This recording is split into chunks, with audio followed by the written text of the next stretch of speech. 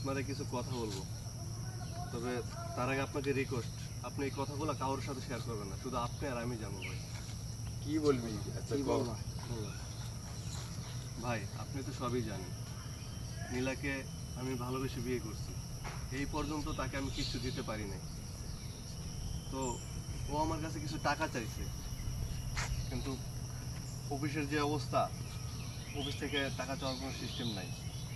আর বাসার অবস্থা তো আপনি জানেনই।